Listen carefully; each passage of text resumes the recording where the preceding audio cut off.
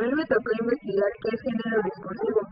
Son una serie de enunciados de lenguaje que son agrupados porque tienen ciertas similitudes en su contenido temático, su estilo verbal y su composición. La estructura toma su forma de las convenciones acordadas y desarrolladas sociohistóricamente en lo que es como se denomina género discursivo. Bueno, a mí me tocó resolver del libro la página 12, la pregunta 1, 2 y 3. Para resolver estas preguntas, lo que yo hice fue leer el texto en inglés y después traducirlo al español para poder entenderlo mejor.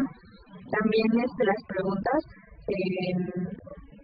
las traducí y así fue como las pude contestar. Los géneros discursivos se pueden clasificar en dos partes. El primero es el simple o primario y el segundo es complejo o secundario. Los primarios se utilizan generalmente en una conversación inmediata o para hablar de una forma rápida, por así decirlo, sin que tengan que tener cosas formales. Es más que nada informal y generalmente es oral. Este lo podemos encontrar en lo que son cartas, en lo que es las recetas de cocina y también en los diálogos de conversación inmediata con nuestros familiares o amigos. A mí me tocó resolver la página 3 del Subject Workbook 7, el cual consistía en escoger una palabra correcta con su definición. Para poder resolverlo tuve que leer la historia del azúcar y conforme te vaya expresando la lectura cómo se ocupaban esas palabras, íbamos relacionando la palabra con su definición. Y también de la página 4, el ejercicio B, que era encerrar la palabra correcta que se encontraba en la caja, o sea, que tuviera más coherencia conforme a la lectura y se pudiera resolver bien gramaticalmente. Bueno, pues sí, diciendo con mejor coherencia. Bueno, yo les voy a hablar sobre los tipos de géneros discursivos, secundarios o complejos. Estos tipos de textos son formados por enunciados que reúnen diversos géneros, pero estos van más allá de la comunicación directa o inmediata. Esto quiere decir que son de manera escrita. Algunos ejemplos son las novelas, textos periodísticos y legales, investigaciones científicas, enciclopedias, bitácoras, entre otras. Ahora les voy a hablar sobre la realización de los ejercicios del libro de inglés. Bueno, lo que yo hice fueron los ejercicios de la página 12. Me tocaron las preguntas 4 a 6. Lo que yo hice fue traducir las preguntas para así poder contestar de acuerdo a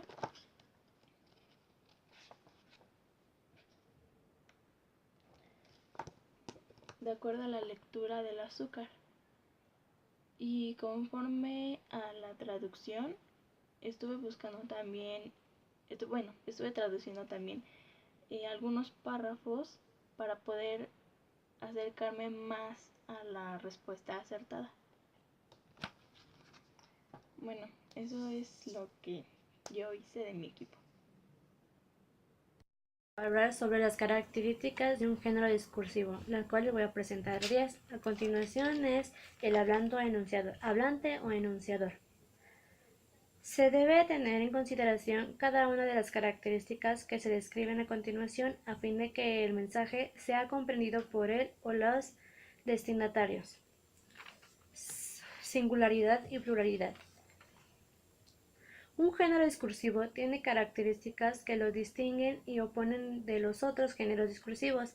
También es impredecible analizar cada enunciado de manera particular. La finalidad. Todos y cada uno de estos géneros tienen como función la comunicación entre un hablante o emisor y un destinatario o receptor.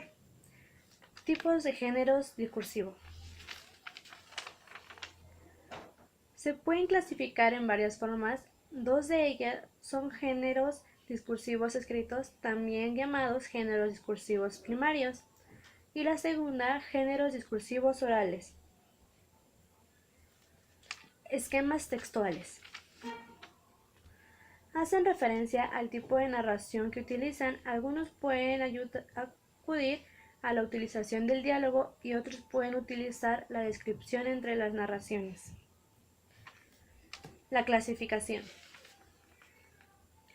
Se pueden clasificar los géneros discursivos según su temática. Uno sería la humanística, la otra sería científica técnica, la otra sería la jurídica y la otra sería la académica. La permeabilidad. El grado de permeabilidad varía de un género a otro y se refiere a variaciones de estilo que introduce el emisor en el formato. La estabilidad. Son estables cuando se respetan las siguientes condiciones en el enunciado. La primera sería la estructura, la segunda la organización sintáctica, la tercera los modos y tiempos verbales y la cuarta recursos léxicos a los que se recurra. Descripción discursiva. Cada texto debe tener 3 características, no solo para ser considerado como tal, sino también para ser entendido por él o los receptores. La primera sería la coherencia textual, la segunda la cohesión discursiva y la tercera la adecuación. Y por último sería el contenido. Tal como se hizo mención más atrás, el contenido y la flexibilidad del mismo dependen de cada género en particular. Esta característica también es particular respecto a la extensión de cada contenido. Bueno, ese tema me tocó a mí, las características de un género discursivo, y a continuación les voy a explicar cuáles fueron los ejercicios que tuve que resolver en el libro.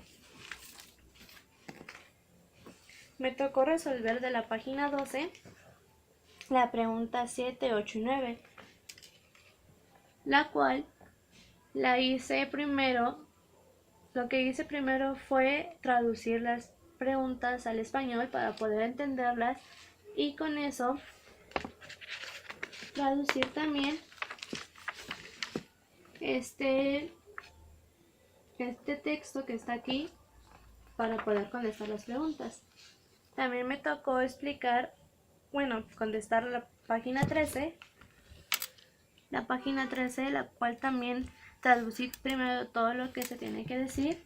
Se tenía que hacer un cuadro, llenar un cuadro con estas palabras que tenía aquí, y lo que hice fue también buscarlas traducirlas al español, y también me guié por la lectura que estaba atrás de la historia del azúcar, y fui rellenando los espacios que tenía en blanco. Y en el segundo se tenía que hacer también lo mismo, pero ayudándonos con el que está aquí arriba, y se me hizo más fácil también porque ya tenía como que avanzado algunas cosas. Entonces nada más fue como que buscar cuál de estas era. Y de la página 15 me tocó responder de la 1 a la 3, la cual se tenía que buscar las palabras para rellenar, o la oración la que mejor le quedara, y también la traducí en español para poder hacerlo también, y las palabras que están como en incisos, que la A, B y C, también las traducí para ver cuál me podía quedar a las 3 oraciones que tenía. Y eso fue lo que me tocó hacer a mí. A mí me tocó tocó resolver algunos ejercicios de la página 14 que hablan referente a la lección 1 sobre la historia del azúcar. Para el ejercicio 4.6 lo que nos pedían era, con la oración que nos daban, había una palabra subrayada. De esa palabra subrayada teníamos que buscar un significado similar en alguno de los incisos que eran posibles respuestas. Para la resolución del ejercicio 7.9, lo que nos piden es que, igual en las oraciones, vienen palabras subrayadas. De esas palabras subrayadas teníamos que buscar la palabra opuesta a, y esas igual estaban en alguno de los incisos. Para la resolución de los ejercicios 10-12, lo que nos piden es que completemos las oraciones con alguna de las palabras que vienen en la cajita y que tengan coherencia. Cada uno de estos ejercicios me apoyé del diccionario para saber su significado y así encontrar la respuesta correcta. Bueno, yo les hablaré sobre los dos tipos de discurso, el discurso oral y el discurso escrito. En el discurso oral, el emisor hace uso de las funciones paralingüísticas. Estas podrían ser gestuales y no verbales para transmitir un mensaje. La finalidad de este mensaje es que el emisor convenza a los receptores sobre alguna idea o algo que se esté planeando en el momento. Y por otra parte tenemos el discurso escrito. Se denomina también como género primario y es todo texto producido por el emisor en un proceso de comunicación. El lector puede leerlo varias veces con la finalidad de que nada de lo escrito pueda cambiar. Explicar los ejemplos de género discursivo. Ya sabemos que el género discursivo se utiliza para poder expresarse ya sea oral o escrita. Existen varios ejemplos como periodísticos, opinión, académicos, jurídicos, administrativos, judiciales, comerciales, científicos y literarios. En los periodísticos se utiliza la noticia, el reportaje. En la opinión se utiliza la columna editorial. En académicos, apuntes, examen, manual, tesis y ensayo. En jurídicos, ley, norma y reglamento. En los administrativos existen instancia y certificado. En los judiciales, demanda, sentencia. En los comerciales, factura y catálogo. En los científicos, investigación, artículo IMR, artículo de divulgación y reseña.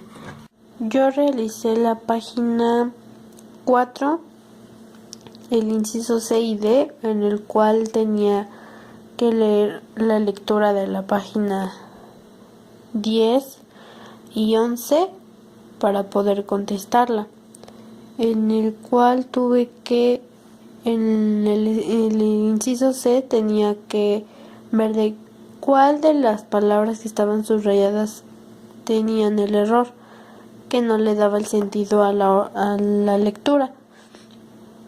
Y en la página D tenía que escribir en los espacios en blanco de alguna de las palabras que están abajo cuál le correspondía a cada una para poderle dar sentido a la oración, dependiendo de lo que decía la lectura.